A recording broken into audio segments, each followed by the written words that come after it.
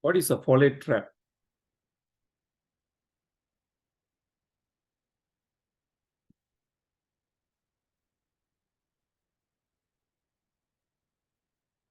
Okay, folate trap is basically with B12 deficiency and B9 inactivation.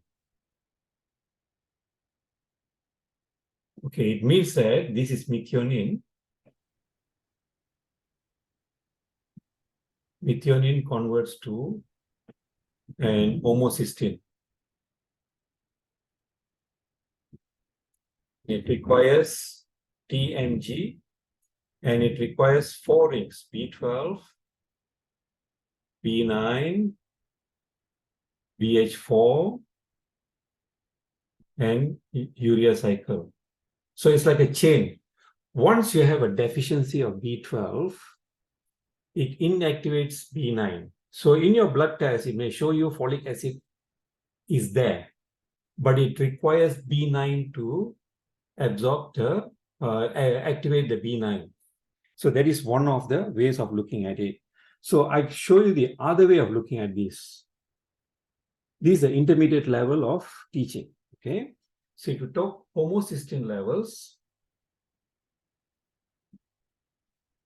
homocysteine has to be converted to methionine. In the methionine, you require methionine synthetase. Okay, methionine synthetase. Hold on.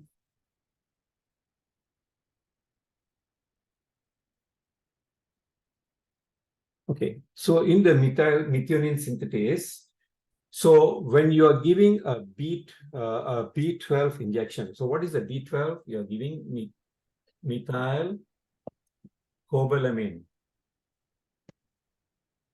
Methyl cobalamin will become cobalamin.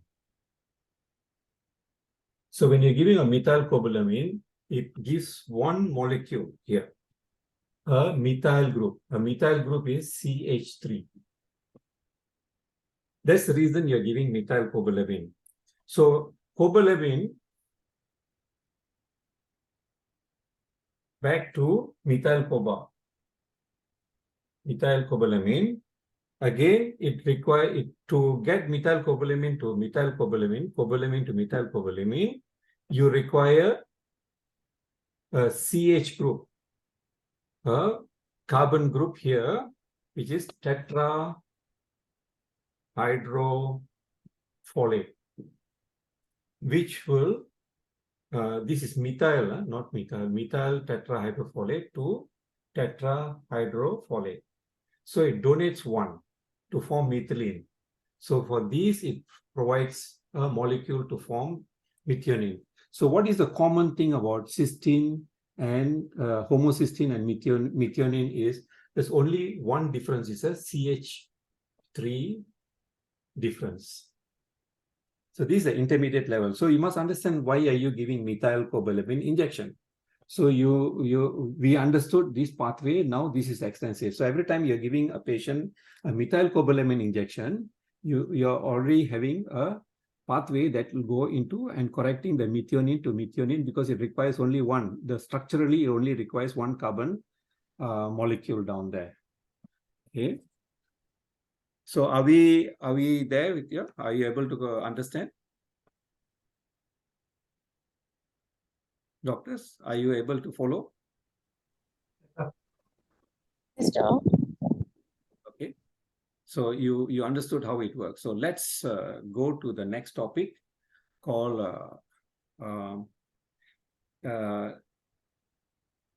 we go into two major chapters: chemicals, toxic metals, and gut health. So over the years, I've actually asked a lot of doctors. Even I'm a doctor. I asked, what is the function of the gut bacteria? And many of us are not taught into understanding what gut bacteria is all about. And it's called a second brain. Why is it called a second brain? Because it forms a very important integral part of the body. So let me go to go to the subject matter called, I give you two versions of gut health, okay, maybe three versions or two versions, okay, with extensive study on toxic metal mixed up with gut health, okay. So it's a two-in-one combination I'm going to do, okay. Um, let me share the slide.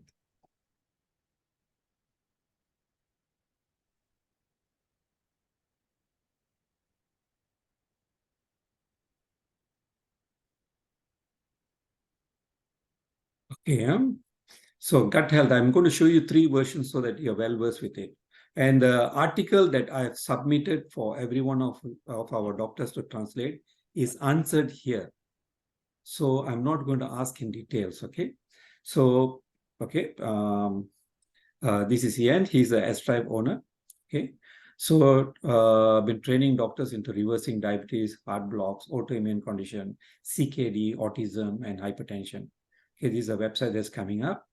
Okay, so I train 5 ways of duplicating what I know. Step 1, the theory must be right.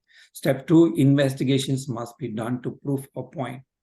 If step 1, step 2 is right, the management will be right, the outcome will be right. It's very important. And I should be able to duplicate my effort. If I'm the only one who knows too much, I can't duplicate and we cannot translate our information down the to other doctors. Okay. So if you look at diseases, we're looking only at the superficial part, the symptoms and the signs, and then we treat according to whatever we hear. Doctor, I have a joint ache. So we immediately will give an NSAID. Doctor, I have a shoulder pain. Then you tip in frozen shoulder. The next thing we'll test the arm and then we give a steroid injection. That is the upper part. But the functional medicine, they talk about underlying root causes, inflammatory imbalances, toxic metals, structural imbalance, immune imbalances, okay, emotion, fear, and everything like this, okay. The reason I could do this over the 2 years is it'll be very tedious and we can only educate a few people. For us, for me, it's very simple. How practical can it be? A patient sitting in the front, how do you decode what he's telling and come back that fast? Okay. So if you want to fix your health, start with your gut. Okay. And this is a S-Drive part because it's S-Drive training. So I've developed a gut page and no one in the world has done this. At a click of a button, you'll know what are the things that's happening in the gut. Okay. So immune page is written by me. All diseases begin in the gut. Okay, just hold on. Just hold on.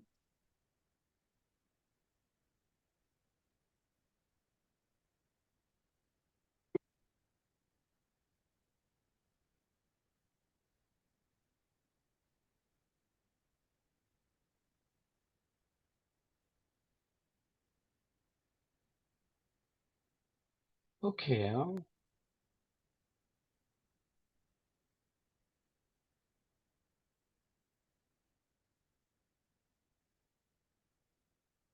Uh,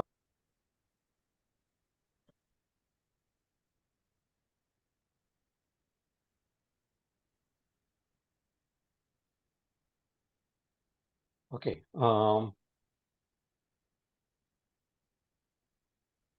So if you look at immune system defense, it's early gut microbiome development, digestion and absorption, metabolism of liver, tolerance, food, and everything else.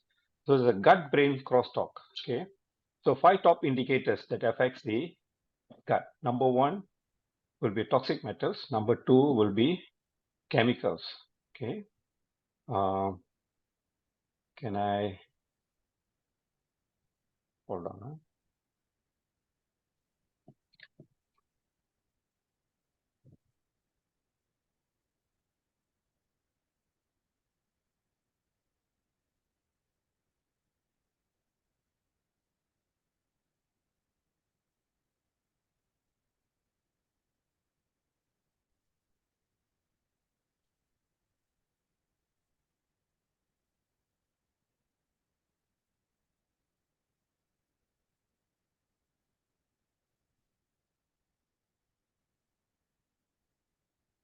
Okay, so the number one factor that disrupts the gut is toxic metals. Okay, so if you look at Strive, it shows you toxic metal. Anytime more than half, it shows toxic metals is bad.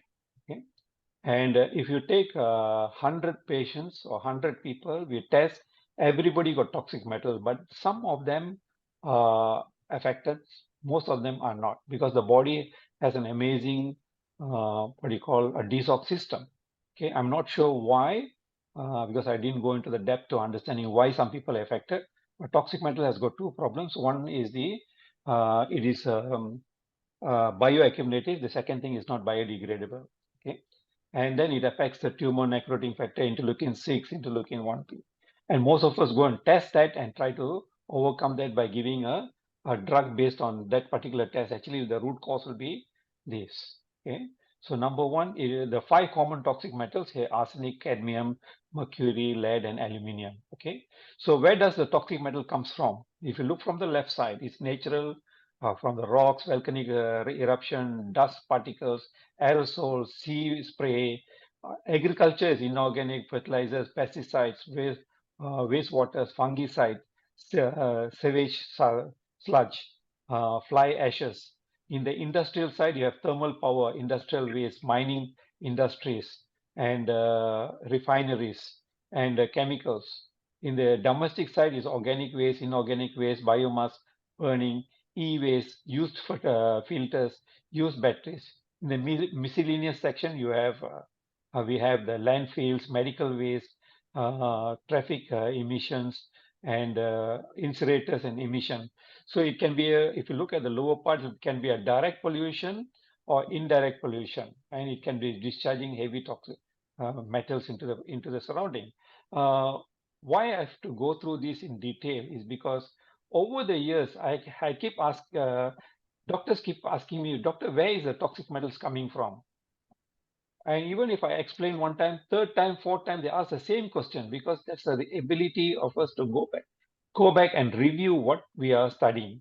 So there is a reason I kept this slide extensive like this. Okay, so from the environmental, it's very difficult to pinpoint where it is coming from.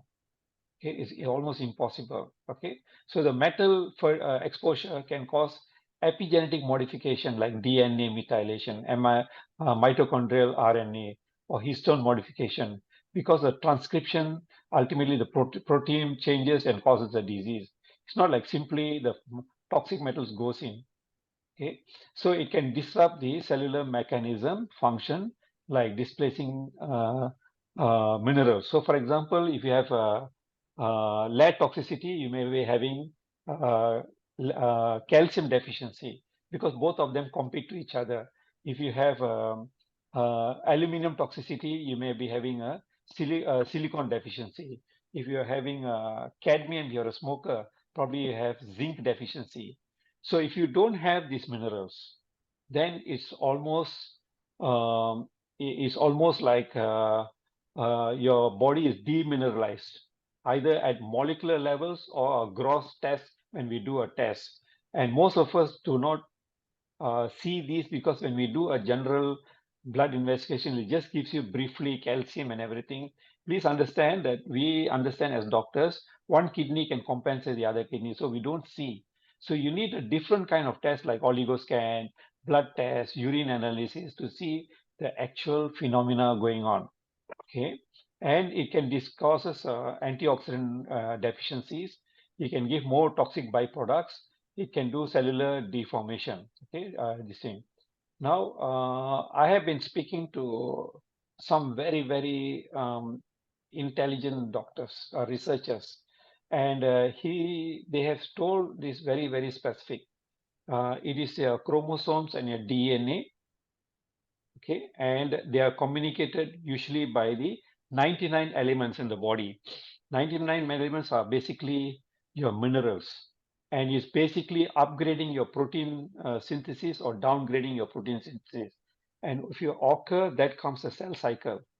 So your cell mitosis will end up in 55 to 70 cycles. So if you don't have enough minerals and your protein synthesis gets damaged, okay, and that's when you start aging, you start having diseases.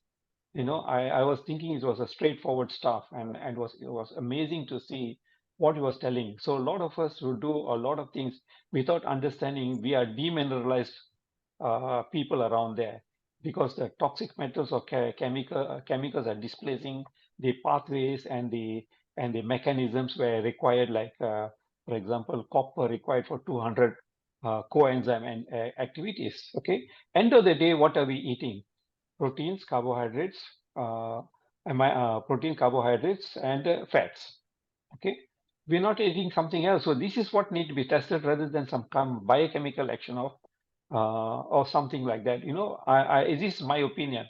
You can always challenge my opinion. Okay, so coming back to sharing the screen. Okay, so deformity for further byproducts. Okay, so number one, worst of the worst is mercury. Okay, mercury comes from the mercury cycle. If you are having a factory nearby the river, they may be dumping it into the ocean or the rivers, and the food supply chain there, from fish to bacteria in it, and they get recycled. There's low oxygen, and we tend to have plants beside there, and that's where we eat.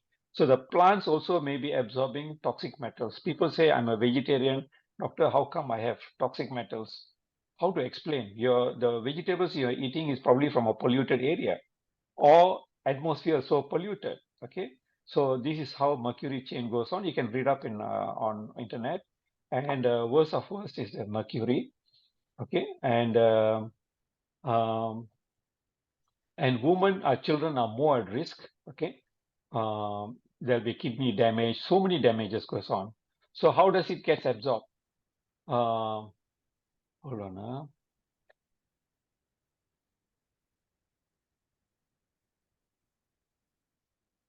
Okay, just getting some.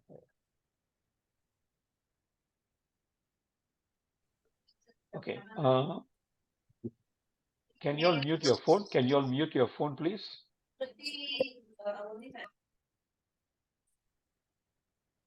Okay, please put your computer on mute mode. So how does it absorb? Either ingestion, inhalation, contact through skin, and is excreted through stools and urine. Okay, so if you look at cadmium per se, okay, so it causes reactive oxygen species. So we don't test these reactive oxygen species, but it causes lipid peroxidase, and it causes the damage to islets of beta cells dysfunction, and it also can cause necrosis of the cells. Okay, if you look at nickel also causes lipid peroxidase. So we don't do lipid peroxidase test, but you can do a urine test on the spot to show you lipid peroxide. It impairs the DNA. So we can reconstruct from here the molecular basis, like the immunology. Okay, like hold on. Okay, I request to mute. Okay, because somebody didn't mute. Okay, you look very, very carefully the left side. Okay, and what does it impair? If you look mercury, it is phosphodiol inositol 3 kinase. This is the pathway I asked Dr. Kim. Okay, and it also disturbs the AKT pathway, and then it goes and disturbs the beta pancreatic cells and reactive oxygen species. Okay, and it causes apoptosis. That means there's a cellular death, beta cell death. But what we are trying to do here is that we are testing the glucose instead of protecting the pancreatic cells. How amazing, we do a HOMO IR, but instead of finding out how much of beta cells are still alive, if you look at patients who have died of diabetes, post-mortem shows that some of these patients have got 30% pancreas dead. Okay, so there's only 70% or 50% remaining. If you look at arsenic, it also causes reactive. Can you see the pathways affects? So it also affects, say, beta cells. So if you look at a root core analysis, okay, it affects the metabolic pathways.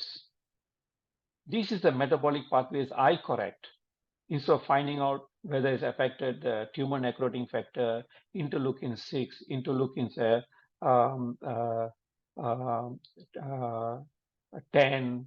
I correct these pathways and I want to find what's affecting these pathways. Okay, and I'm quite successful in correcting these using RK Restore. Okay, it corrects, once you correct the root causes, every of these immunology comes back. So instead of doing complement test, instead of doing mitochondrial dysfunction, uh, I do simpler way on the spot right in front of you. Okay, you can pinpoint any pathways I can tell you blindfolded. Okay, because most of the products that I've developed is based on metabolic pathways, not on immunology. Okay, so this is what I'm trying to talk about. Okay, so if you look at let's go inflammation, it leads to interleukin 17, interleukin 21, interleukin 22, like that. You go to T regulator cells. This is the left side, the blue one is macrophages. So what we're doing is it triggers the NK cells. Anytime in our life, when we do test now, there'll be 2 billion NK cells. So that can be affected because of external influences, peptides. Okay, so most of these, most of some of the technology or techniques or drugs that we're using, we are targeting these interleukins rather than to find out what is triggering them. If inflammation is the number one cause, what causes inflammation? It should be external factors, internal factors.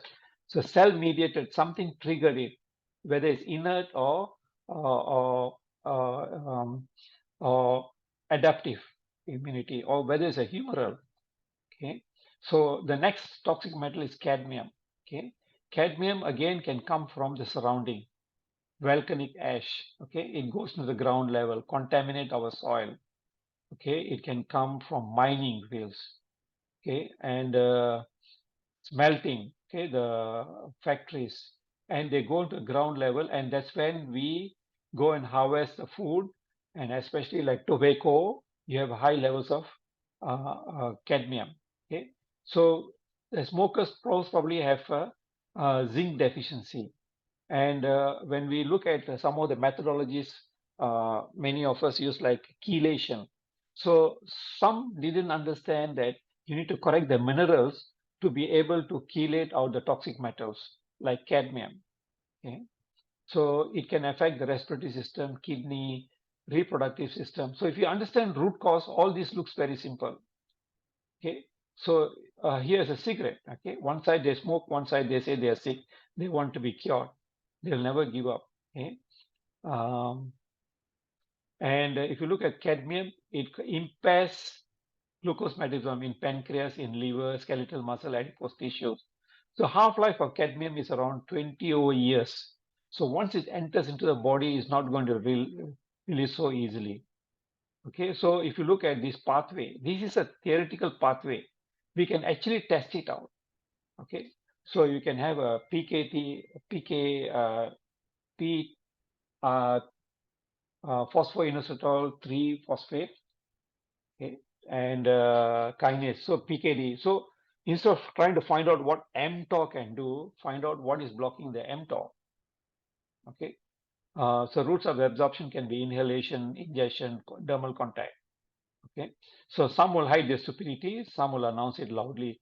And doctors, I want to caution you, sometimes when the patient says, I've given up smoking, we will stop thinking.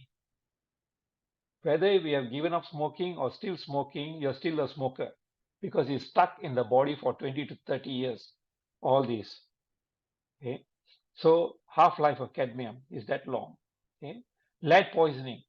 So if you look at lead poisoning, lead can come from cosmetics, automobile paint, dust, fertilizers. All these comes from dermal contact and inhalation and ingestion. Cause bioaccumulative. From bioaccumulative is when you have a reactive oxygen species, hydrogen peroxide, hydroxyl radicals, and that causes oxidative stress. And these oxidative stress affects neurodegenerative changes, anemia, liver, DNA damage, and the toxicity. Okay, so what we do, okay, oh, I'm having a LFT, a liver dysfunction. So we'll try to correct the liver dysfunction without understanding the root cause of it could be a lead toxicity. Okay, if you look at children, slow learners, probably it could be lead toxicity. Okay, so we need to remove lead. How do we correct something is in the brain? How do we cross the blood-brain barrier? So there's a total different subject. Okay, half-life of lead is around 22 years. Okay, the other is aluminium toxicity. Okay, aluminium can come from so many sources: natural drink, tea leaves, coffee with aluminium mocha, drinking water. That means there is no escape from aluminium toxicity. Aluminium can last in the body for almost 100 years. Question is whether are you symptomatic or not symptomatic. I know of one doctor. Um, she has got very severe autoimmune condition until to a point where she said she need to go for bilateral knee operations. And she is self-treating herself many times. She's a functional medicine doctor trained. The only problem with this doctor is that she doesn't complete the management. Halfway give up and then complain of this, complain of this. So I'm wondering that when we are sick, how is it that we treat others, knowing pretty well that it has taken many 5 years to discover that that person has got um, um, aluminum toxicity, and then that same doctor come and tell me, doctor, I have adrenal stress. Those are the secondary to a primary. Okay, let me come back and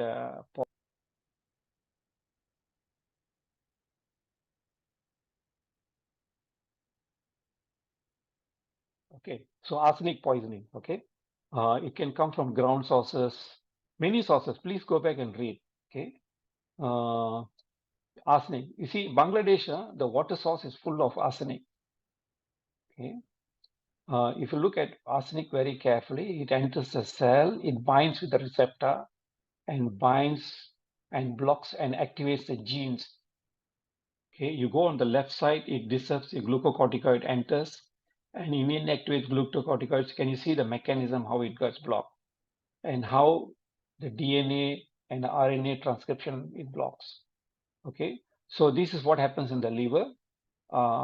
The fats has to be converted in phase 1, reduction, um, uh, oxidation, hydrolysis, this thing. So I've seen companies having phase 1 detox drip, phase 2 detox drip. I'm not sure how did they do it, but does it really detox the liver? But your toxic metals may be in the bone, maybe in the deep tissues, and they're still coming out into your liver.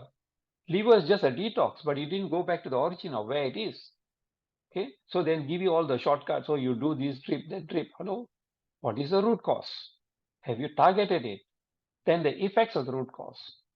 Okay, so I want to explain to you this. Okay, this is the root cause, and the damage done by the root cause is 5 symptoms they are giving you. So don't target only this. Target the root cause and the damage done by the root cause. You reverse diseases. Okay, the symptoms can be 5. Find out what are the main damages. Is it damaging your nerves and your diabetes? So this is the main framework. The others are small things like maybe a skin problem. Instead of attending the skin, you attend the pancreas and the nerves and target the root cause. You'll overcome diseases. Okay.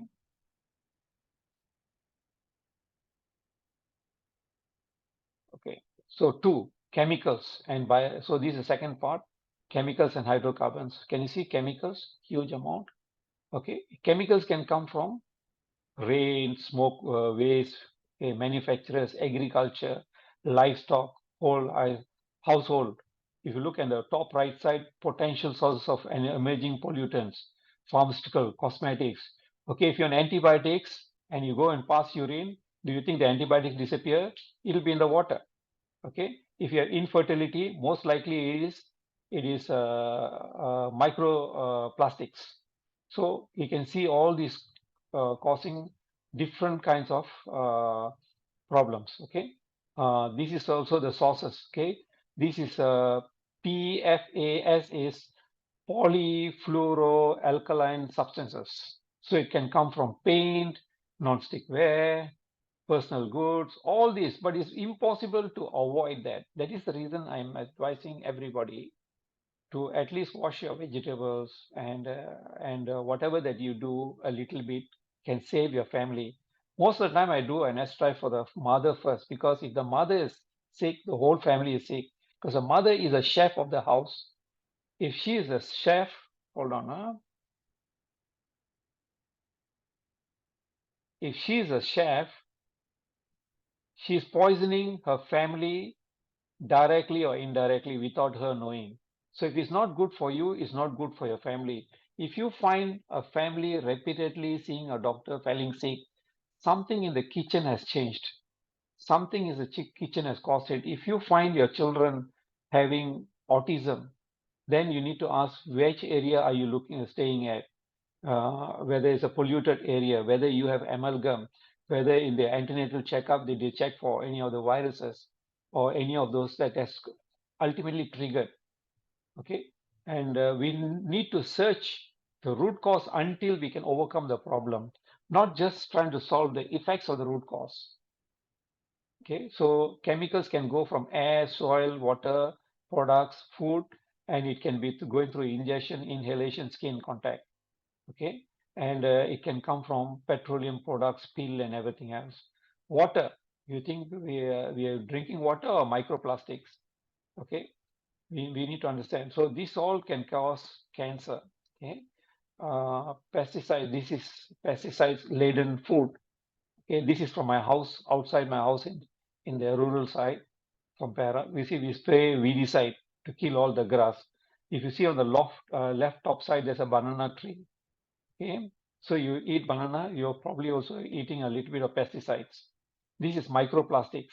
Okay, and your hormonal changes can be these. So when you go for courses, they will talk about bioidentical hormones. Great. What my suggestion is to clean up your body first and then give bioidentical hormone. You like better. So this doctor taking advice from WhatsApp, saying that he has taken Restore because he took advice from the WhatsApp discussion. Mistake, doctor. You must change the way you eat. The problem started with the mouth. So we have to go and do intermittent fasting. You need to have a bowel cleared out. You do a lymphatic detox. You change the cut down carbohydrates. Do some exercise. On top, that's where you take your Restore. Not simply taking Restore. This is why I'm very scared to tell a lot of doctors, because they take advice from the WhatsApp or the discussion going on. Okay, pollution. This is like in certain countries, pollution is terrible. Okay, and this is another source of pollution. So chemicals are something that's very difficult to pinpoint, because their half-life is very short. But sometimes it's self-inflicted, like we use dye for the hair. Okay, a woman should look beautiful, but you look for organic stuff, because the dye will have heavy lead, and then you got pregnant, and then you passed on the dye to your fetus, and then the child has got autism, and then come back and say, I don't know why it has become autism. So sometimes I don't tell the truth, because autism, whatever the root cause is the past, what is the current state and future? And then we go and do stem cells. Yes, it works to a certain extent, but what's the long-term plan? Okay, so you can see chemicals, how the chemicals are coming from. Okay, and endocrine disruptors. Okay, so if you go to a lot of fast food restaurants, they give you this kind of plastic, and this is laden with microplastics. So a nice drink is laden with microplastics. Okay, ethylene is the other products. Every day we are exposed to. Okay, and it causes toxic metal, cellular damage, reactive oxygen species, cytokines. So end of the day, when we go for courses, some speaker on the stage or someone doing online courses, 3 months course or 6 months course will tell you, oh, this is interleukin, this is how you do. Hello, just take out the plastics, everything will change. I feel sorry, because we get carried away with the titles and the presentations. Okay, But the fact remains that if you target root cause, you won't have so much of inflammatory markers in the body. Okay, all these are diagrams, how to test. Okay, it can mimic hormones. Okay, can go on and on. Okay, this is a test from Switzerland we did 5 years ago. A patient had a CA breast, and we found it was having BPA. Okay, so this is only for theory. This is the pathway I actually asked Dr. Kim, what is the pathway of P-inositol, phosphoinositol 3 kinase, and AKT, which goes down to mTOR. Okay. Okay, this is a pathway. Okay, so in the gut, what happens is you'll have a leaky gut. If you look at the villus, you'll have a single layer of cells on the mucosa, and there's a disruption because of toxic metal microorganism and gluten, and they break through the physiological hole through that. And if you look at the bottommost, you'll have nutritional malabsorption, autoimmunity, food intolerance, blood-brain barrier, and systemic inflammation. Okay, so if you look at insulin resistance, this is what I drew some time back. So until we clear this out, we can't reverse diabetes. Okay, and we can do environmental or organic acids.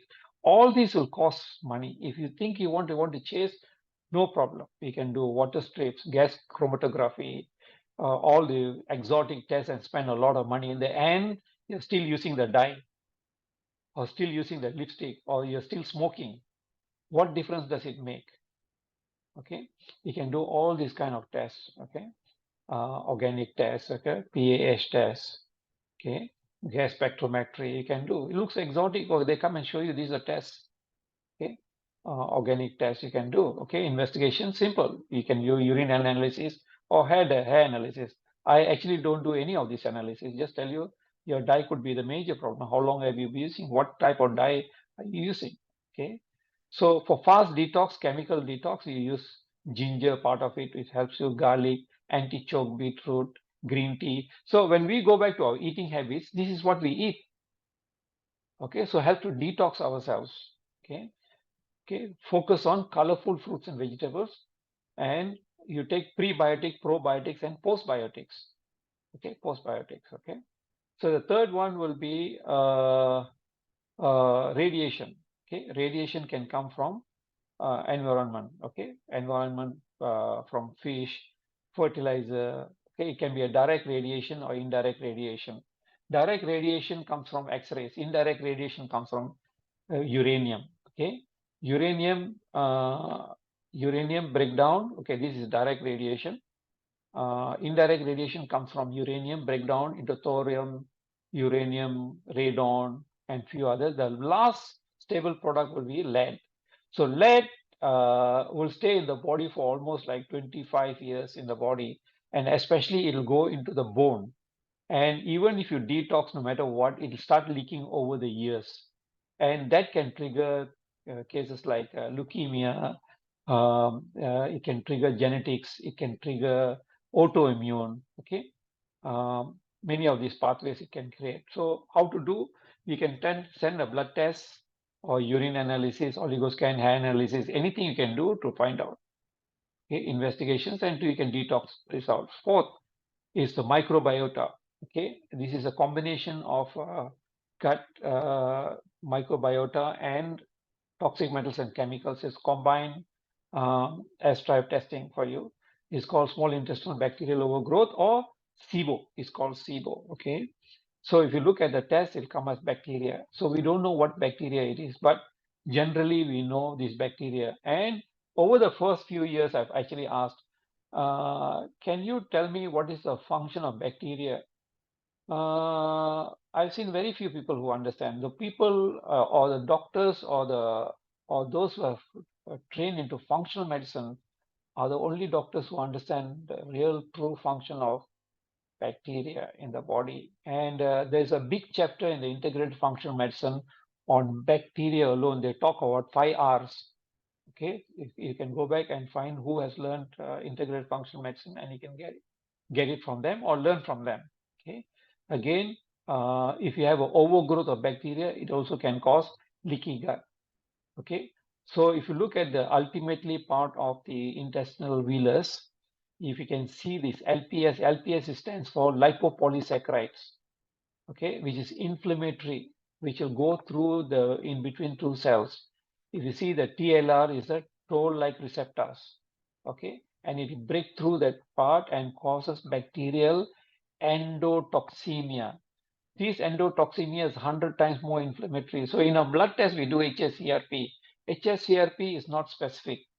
Okay, we can do all these tests, but in the end, we need to understand it can be bacterial overgrowth. Okay, and it can also cross a blood-brain barrier. So if you can see some patients cannot be sleeping, or bloating sensation, or irritable, it could be the gut.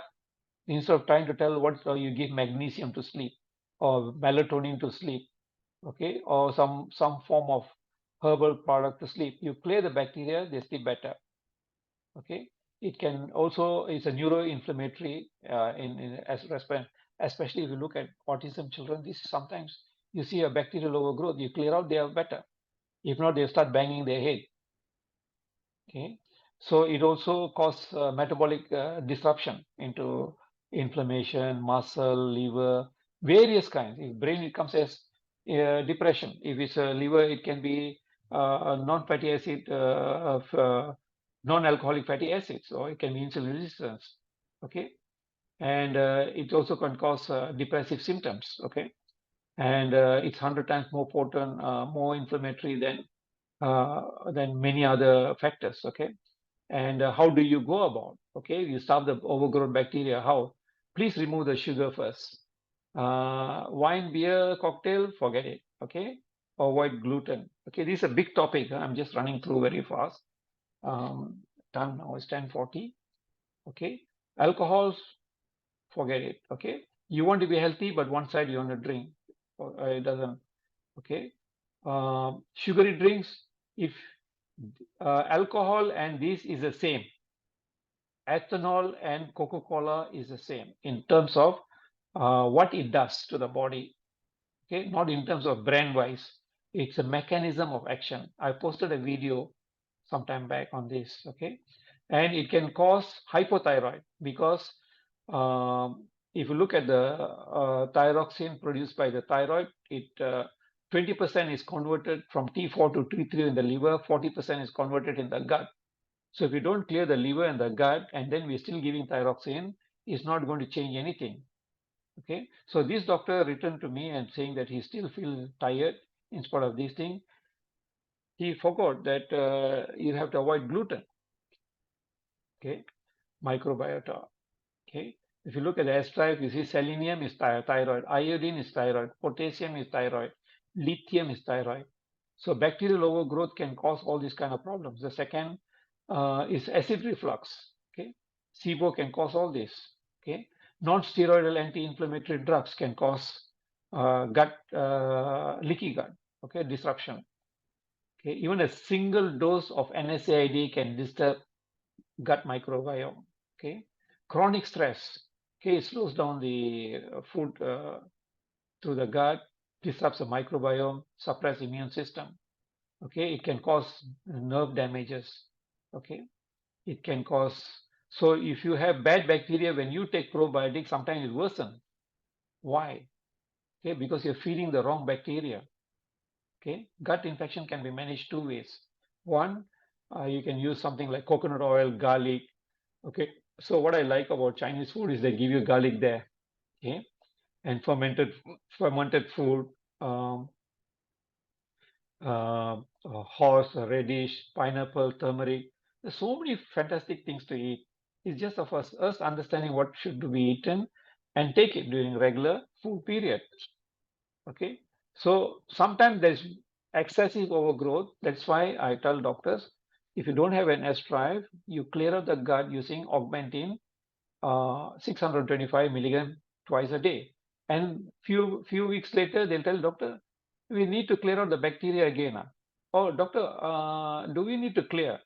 Then what exactly have I been trying to tell? Over the years, I've seen doctors ask the same question many times. So because they never understood this. Okay. So what does it produce in the gut? Like folate, it produces in the gut. Vitamin K, tryptophan, or CoQ10.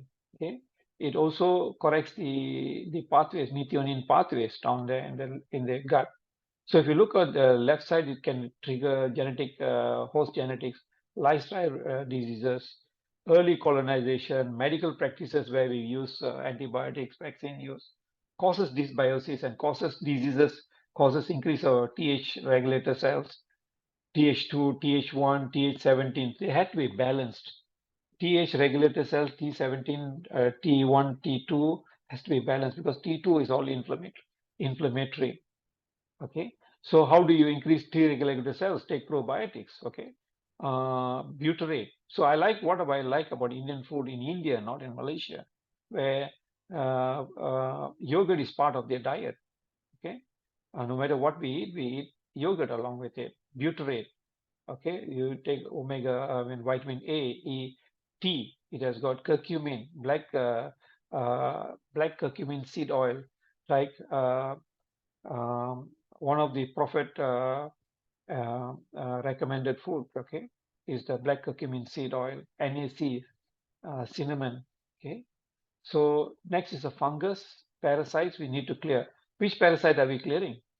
There are multiple parasites. That's why we also advise you that when we're clearing the gut during the first week or second week, we also clear the parasites. Okay, no, not sure which parasite we're clearing because we don't do a test. Okay, it can be at what stage are we treating? Is it the over stage or is it the lower stage?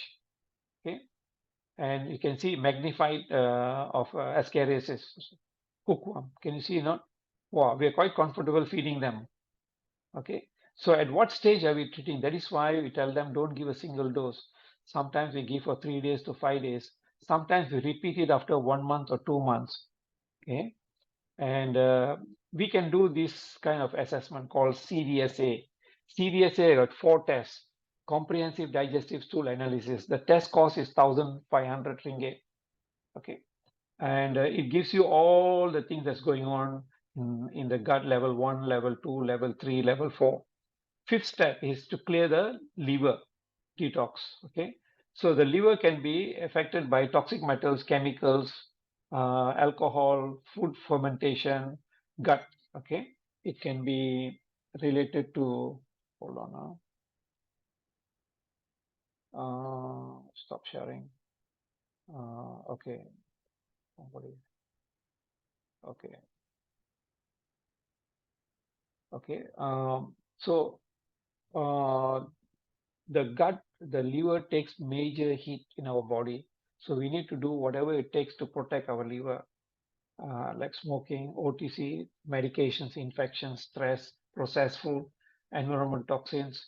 So imagine how the liver is trying to protect us. Okay, but we sometimes cause our self-inflicted damage by taking things in excessive and then come and complain, doctor, my diabetes is not coming down. My HbA1c is not coming down. Really? Wire your mouth for 1 week, everything will come down to normal. Okay. So this is methionine to homocysteine, which I just demonstrated just now. Okay, you can see methionine, isoleucine, betaine, B3. Can you see this betaine and B3? Sorry, betaine and B12. I go back here, betaine and B12. See the S-drive test, betaine and B12, betaine and B12. That means homocysteine is not able to convert to methionine and methionine is not able to convert. That means it's a fatty liver. That means homocysteine accumulating. Suddenly you get a heart attack or you have chest pain. Okay, so this is what happens. Okay, all it requires is a methylcobalamin injection once a week to overcome a potential heart attack. Okay, management of fatty liver is very important. Okay, number one, all alcohol must stop. Okay, if you are really serious, if you really have to drink, convert it to wine because it has got benefits. Others don't have a benefit. Okay, apple vinegar cider, lemon. Past 1 week, I've been on lemon with cucumber in a jug. So my date is 1 day I have to finish 1 jug of this drink, and I think I lost half a kilo of body weight. Okay, green tea is the other. Okay, so if we doctors were to sit in a clinic, at least develop 1 glass of green tea a habit a day. Okay, we doctors work very hard. Okay, but nobody protects us because we believe we can self-medicate. That's the biggest mistake. Curcumin is the other, papaya is the other, grapefruit, exercise. Okay, exercise is the other. Okay, and very important is the okay,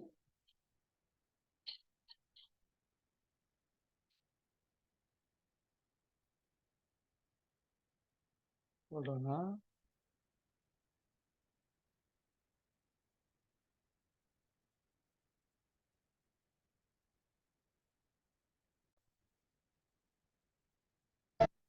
Can you take care for my sister for a few minutes? Just 2 minutes. I need to go to the ice cream. Yeah, okay. What is that? Хорошо? Maybe not.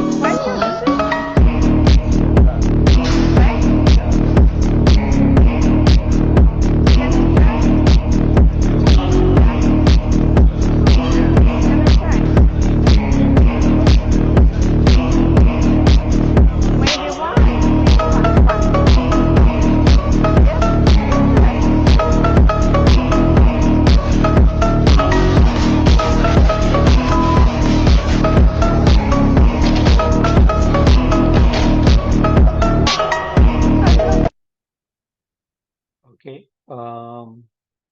So oxidative stress. Okay, I'm not going to go through this in detail. This is what's oxidative stress, and it can be caused by obesity, high sugars, processed food, exposure to radiation, cigarette smoke, alcohol, medication, pollution, pesticide. It's something that is quite avoidable and cannot be avoided because of the amount of environmental we face in. Environmental we can't control. Okay, but there are certain things we can control. Okay, weight loss. Okay, obesity. You can see superoxide dismutase. I'm not going to go through this blindfolded, Okay, so but just give you a blindfolded. brief idea of Okay, how I because we drew can oxidative transfer stress me. blindfolded. Okay, I can't see anybody. this was training doctor some time back. I'll just run very briefly. I'm not going to show the entire recording. Okay. SOD is superoxide dismutase. SOD is divided into 3 components: SOD1, SOD2, SOD3. So as try, we just have to take 3 strands of hair and we Buongiorno. give you. Okay, so this I'm not going to share. Okay, so leave all this. Okay, I'm going to show you another version of the gut health. Okay, let me close this.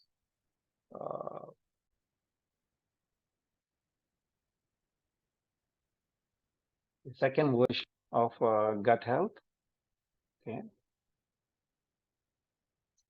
Okay. So when every activity you perform becomes an offering, then karma won't bind you. That's my version.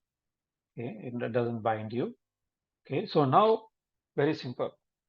So let's say a patient walks into the clinic and complains of bloating sensation, bad flatus. He eats little bit food, it becomes full. Okay, indigestion, occasional constipation, occasional diarrhea, and that's a complaint that is putting out. How do we approach this? Practical aspect. Okay, so we tested S-type and we found a bacterial overgrowth. So how to understand this? So bacteria can be everywhere. Okay, so bacteria in the gut is called the gut is called the second brain. Okay, and this is a test that I have developed where with a click of a button you can see what's happening in the gut.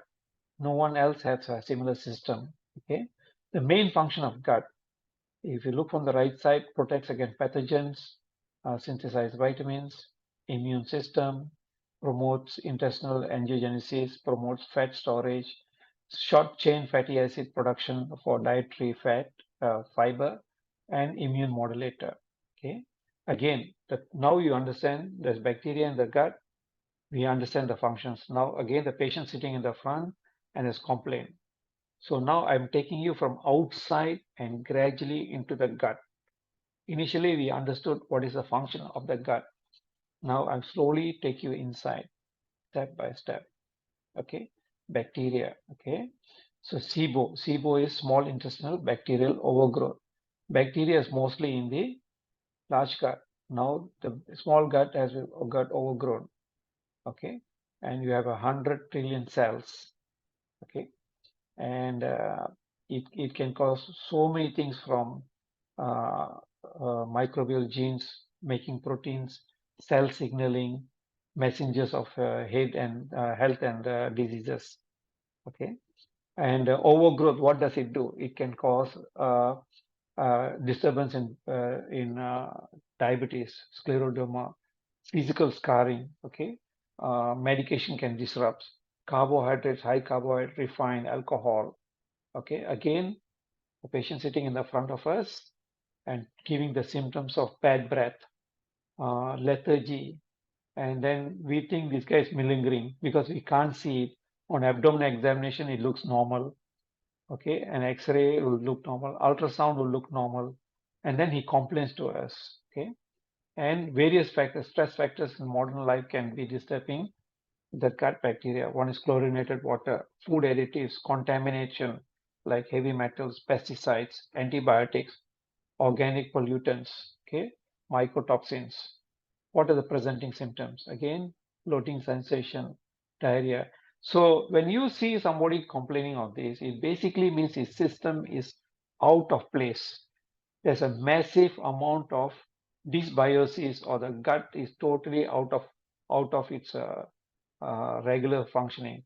It all resulted from the way they maintain their lifestyle. It didn't happen overnight. It didn't happen by itself. And the moment when you give something, they have a healing crisis, they will blame it on zero, or they will blame it on restore, without them understanding it is their problem, not related to the food that we are giving. Okay, they may be having skin diseases. So skin diseases is equals to a gut, not trying to correct the gut. It can be from the gut.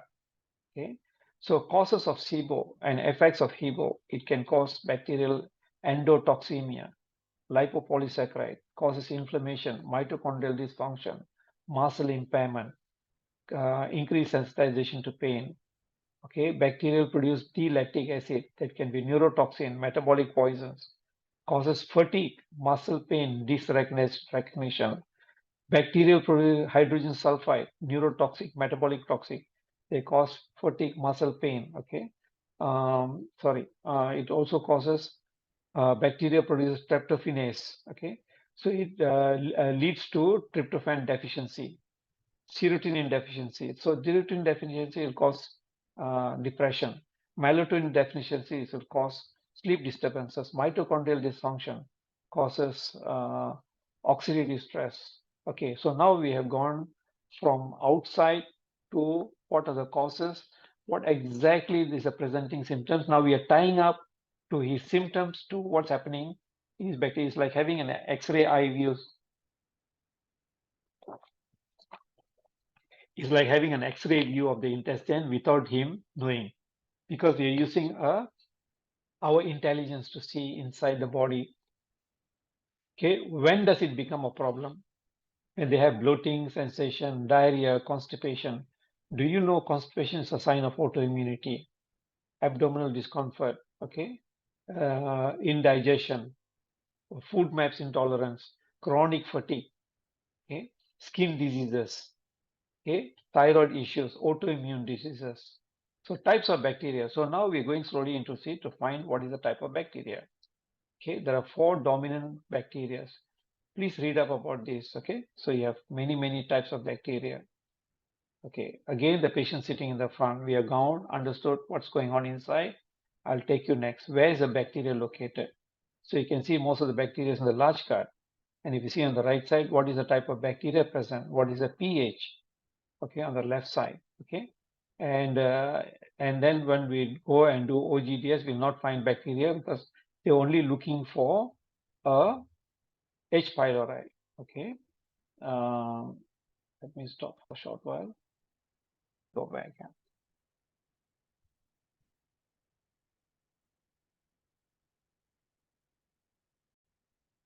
Okay. So what is dysbiosis? Dysbiosis means disruption of the gut bacteria. Humus is an imbalance between microflora, changing the functional composition and metabolic activities, and the shift in the local distribution. Okay, again, the patient sitting in the front. What do we do? What do we do? Okay, so dysbiosis can cause gastrointestinal disease like IBS, IBD, GERDs, allergies, fatty liver, cirrhosis, metabolic syndrome, cardiovascular diseases, respiratory diseases, neurodegenerative. I'm wondering, how does gut dysbiosis causes cardiovascular? So I went and investigated. Okay, I'll show you afterwards. Okay, so now from outside we're going inside. Okay, so if you look at the host genetics, it can cause mutation of NOTE2, interleukin 24, 23. Okay, all those. If you look at down, I've written out the what is NOTE2. Okay, what is interleukin? What is ATG? I've written there. IGRM, I've written there. Okay, and it involves an immune dysfunction. So when you go and attend some of the online immunology, they will draw all these, but they're not relating it to a SIBO. That's a sad part. My S-drive, not my S-drive. S-drive just shows SIBO, but I have to connect that to a interleukin in this dysbiosis. So we know one of them is host genetics. Second, the lifestyle. Okay, the lifestyle is the dietary, and it can be fast food, processed food. This is causing a lot of stress onto the intestine, causing dysbiosis. Some people never want to touch vegetables. They're all meat eaters. Okay. Third, early colonization, whether it from hospitals. Okay, altered bacteria. That's why sometimes my opinion is hospitals, most of the hospitals, especially ICU, has got resident bacteria, which is resistant to a lot of antibiotics. Okay. Third, medical practicing like vaccine use, antibiotic use, hygiene. So we have 4 now. The fifth one, okay, is diseases related to each T regulator cell, T helper cells. Okay, all this has been disturbed now. Next, okay, the health is the health by the T regulator cells. So if I take all these and now you link it up to the article I asked for the past 1 week to read up, can you actually see it? Dr. Guru, can you actually see it? Dr. Kalpana, can you see it? See, I simplified the whole thing. And let me stop sharing first. I want to stop recording.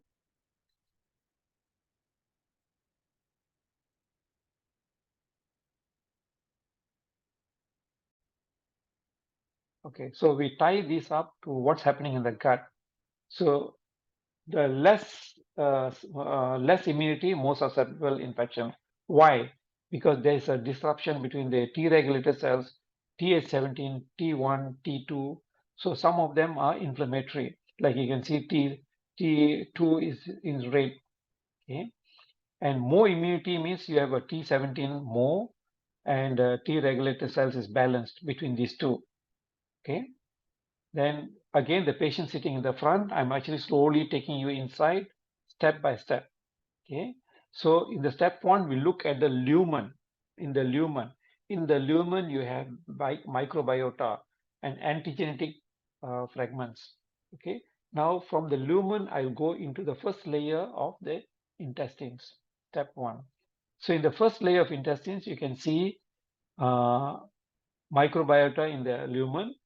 Okay, if you go in the cell you can see IEC M cells. What is IEC? Is intestinal epithelial cells. Okay, lined by mucus layer. Can you see a mucus layer on top? And you can see TLR. TLR is toll-like receptor. Okay, it's like letting things pass them. So it closes the toll. So something cannot pass it. Okay, once it opens up, it allows physiological uh, um, diffusion or antigenicity to pass through. Okay, now we take step 3. You look, TLR is toll-like receptors. Okay, a function is constant hemostasis is maintained by the perfect regulation of microbiome, biological, physiological, and pathological bacteria. And if this is disrupted, it's called dysbiosis.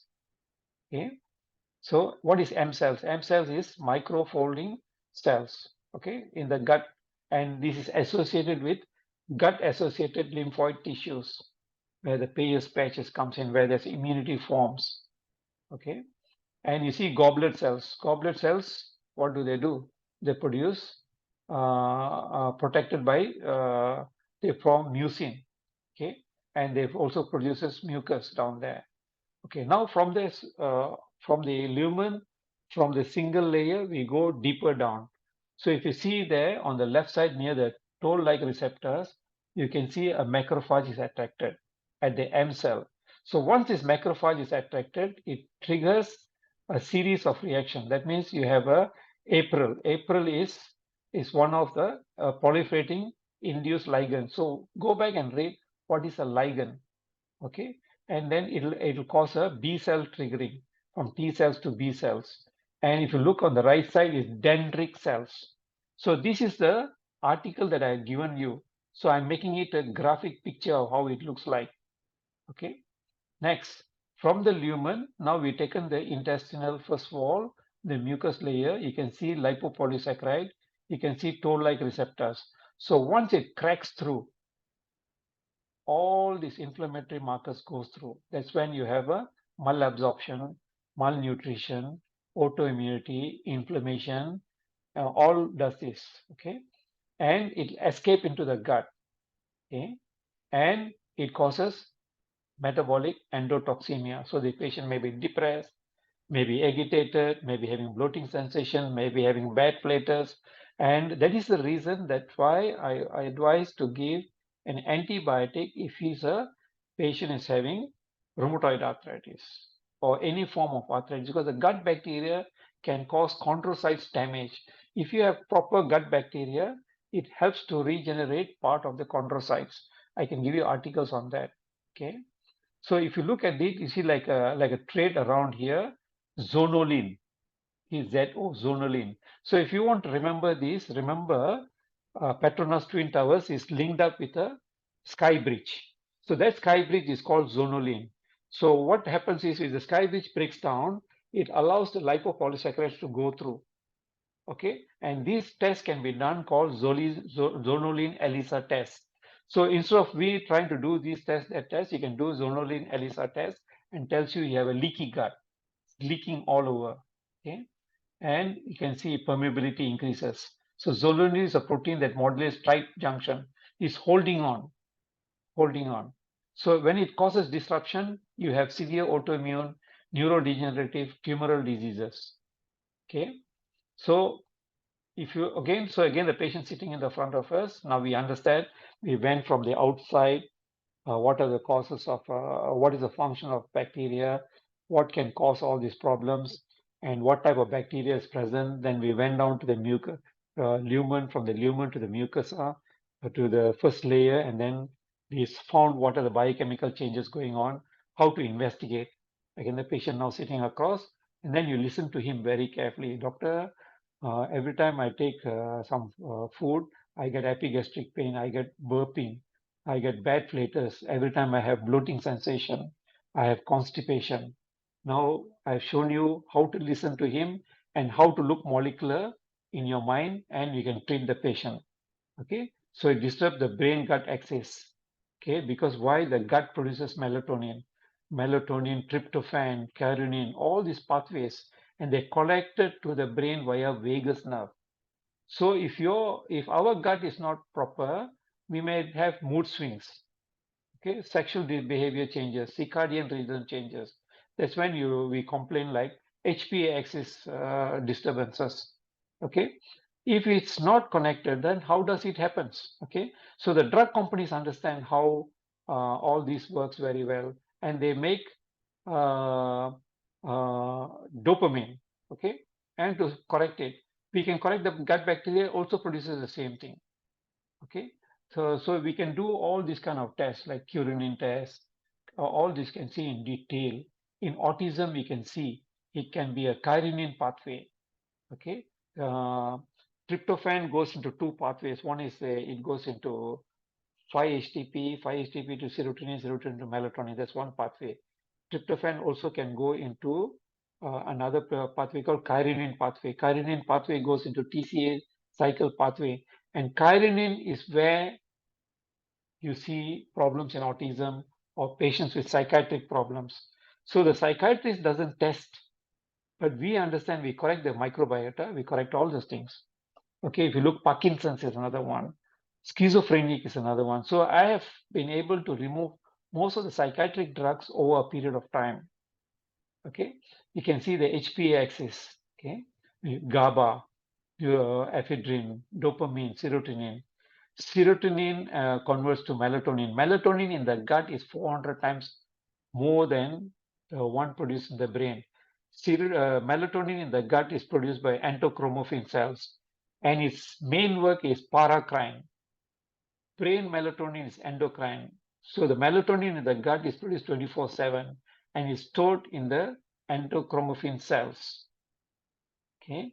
Again, the patient sitting in the front and complaining to us, he gets frequent headaches, he gets skin diseases, he gets pimples, bloating sensation, flatus, all kind of problems. Okay.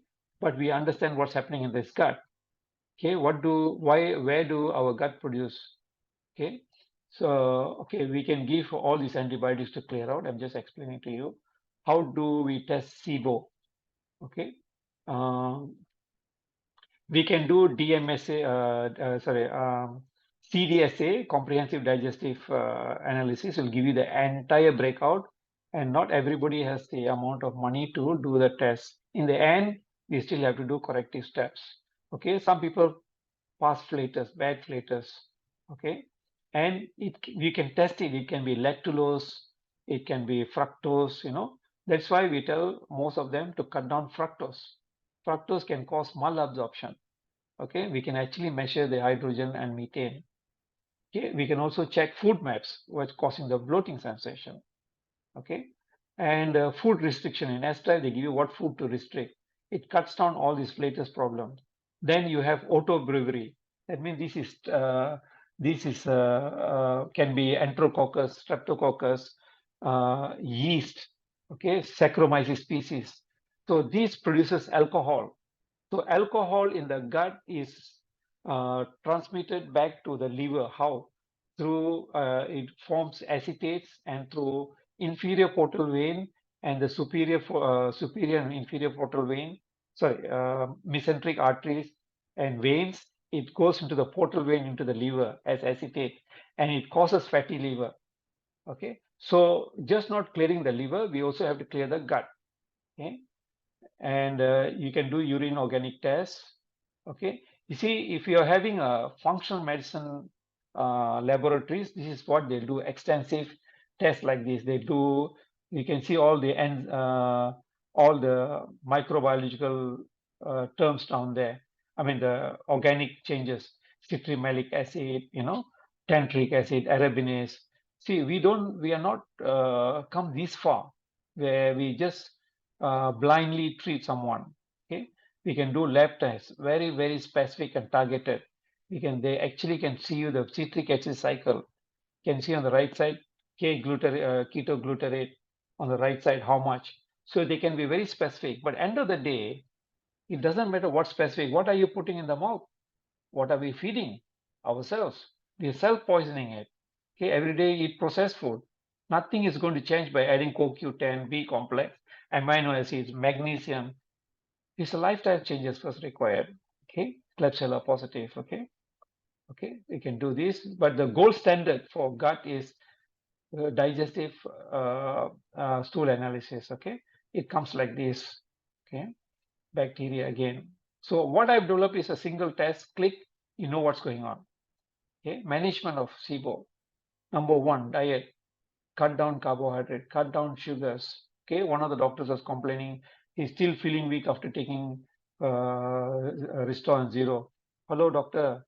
You have to change what you are feeding in your mouth, not complain about the product that I given. The product is never wrong. We are tested by the thousands, not 1, 2. You're a newcomer. Okay, so they drag me to your level of thinking. That's the problem, instead of coming to my level of thinking. Okay, okay, starve the bacteria. Okay, alcohol, you can probably take wine. Okay, small bits, not too much. Sugar, cut down. Hypothyroid can be corrected. Okay, okay, bacteria again, reflux. You change all these non-steroidal anti-inflammatory to RK0. Okay, chronic stress. Okay, correct the gut, you also correct Parkinson's.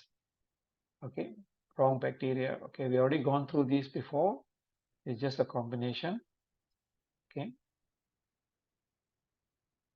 so what I suggested the other day is to give a B12 injection.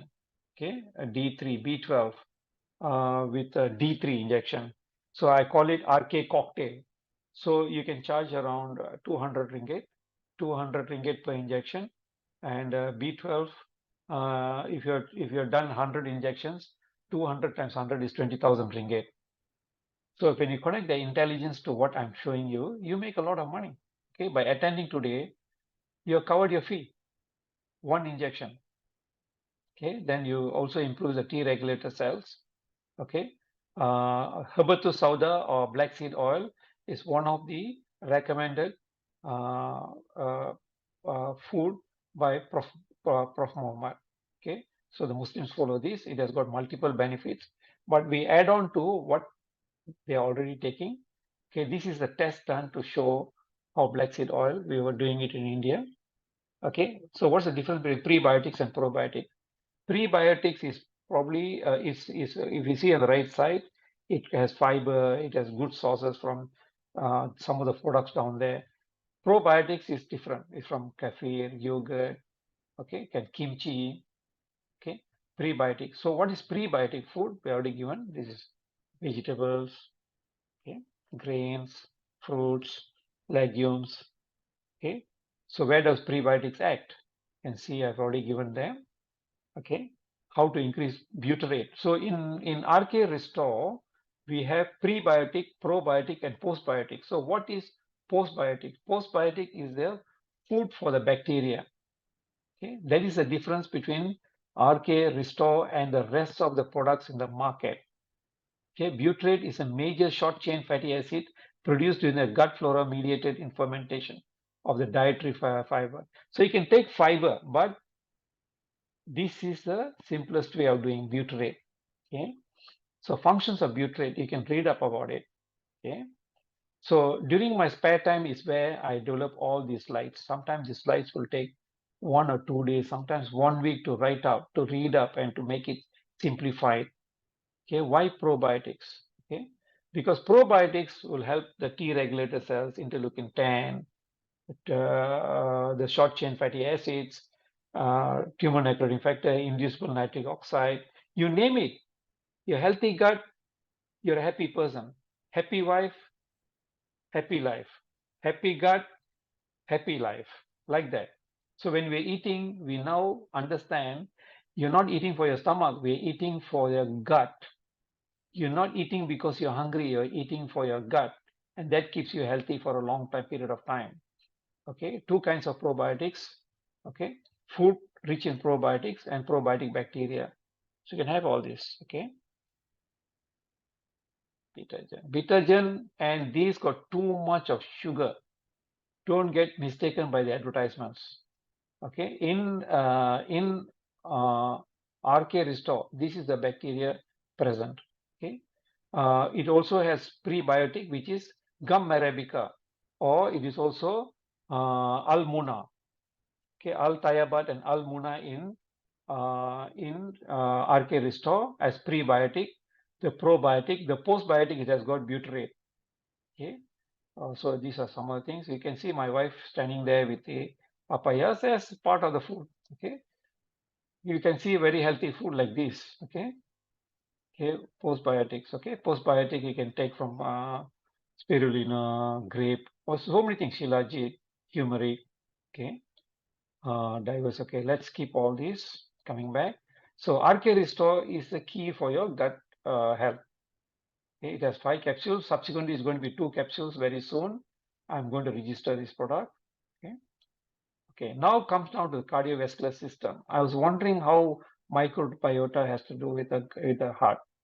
Okay, diabetes. If you look at the left side, complex polysaccharides and mono or disaccharides, healthy gut. You see on the right side, in a diabetic condition, if you go from the superficial layer to inside, there's a loose, tight junctions and the leaky gut because the LPS goes through, and that's when the cytokines take place. So if you have a bad gut and you didn't clear these infection, the insulin resistance goes up.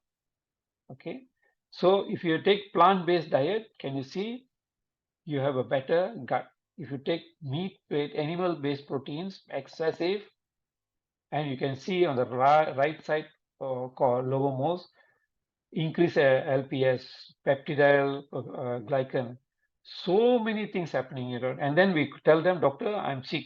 So what we do, we give antacids, we give some anti-inflammatory, some enzymes, okay, to try to overcome, but you just have to replace with good plant-based diet. Okay, so if you look, this is how the diabetes occurs. Okay, and I mean one of the insulin resistance. Step 1, you see microbiota on the top, LPS, toll-like receptors into the macrophages. You see NF-kB, and it forms interleukin 1b. Okay, and it forms inflammasomes. Okay, and the IRS, PKT, AKT pathway is disturbed. This is where the insulin resistance occurs. Once it occurs, okay, can you see microbiota linked up to insulin resistance? And then, this is the test that we do. This is what I'm saying. Inflammation or the causes mechanism of oxidative action. stress. When Can insulin stimulates the cells, okay. So what do? We can give B complex and D3. It can be 300,000 every 2 weeks or 600,000. Okay. Okay. Leave all this. Now come back to cardiovascular.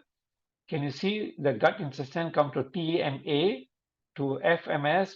TMAO0 is where these are the forms that forms cholesterol, foam cells, platelet hyperresponsiveness, endothelial dysfunction, fibrosis. Okay, so if you look very carefully, meta-organizational pathways, can you see the phosphatidylcholine and goes in gut bacteria? Here's step 1. Step 2, once it goes, it forms TMA to peptic, and then it forms in the circulation, and it creates the cytochromes. Okay, what do you call? Wait, I'm not getting it. Okay, the TMO is basically trimethylene amine N oxide. This is where the heart gets involved. Okay, and it can cause a disturbance. You see, the bacteria involved here is very important, and it forms pro-inflammatory in the bottommost. Okay, so that pro-inflammatory will ultimately cause inflammation to the endothelium. Okay, it causes foam cells, and then it causes mitochondrial disruption. And if you look on the right side, you can see the endothelial cells inflammation going on, and also decreased amount of nitric oxide. So when your gut is not healthy, you're causing a nitric oxide dysfunction that causes endothelial dysfunction. That is the relationship between dysbiosis and cardiac diseases, which most of us do not notice. Okay, and goes on. Okay, so if you can see, it can cause atherosclerosis. End organ, can you see on the right side? End organ dysfunction, atherosclerosis, it can cause heart failure, kidney diseases. Okay. Okay. Sorry. Okay. So I'm stopped. Deep vein thrombosis, most patients with deep vein thrombosis or thromboembolism may would have died on the spot. Okay.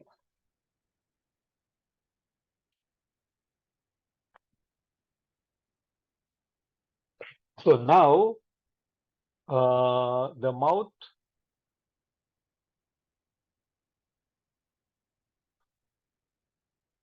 teeth has amalgam. Amalgam is causing a leak in mercury. Mercury in the leg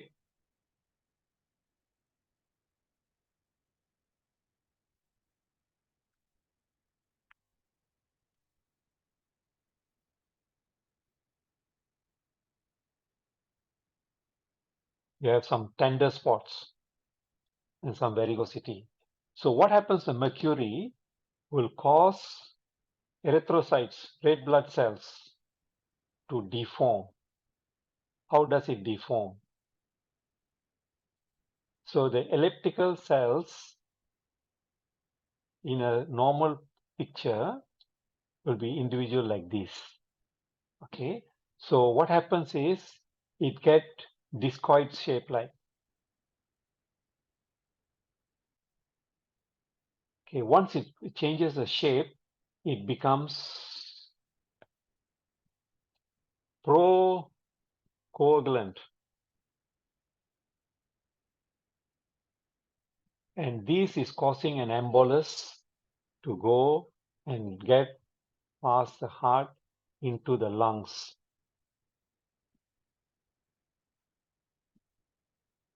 So this person may be throwing embolus regularly into the lungs. And part of it may be from atherosclerosis may have gone into the brain. Okay, I can send you this article. So if you didn't take out this, you may be throwing embolus and one day suddenly you die of a pulmonary embolism. Okay.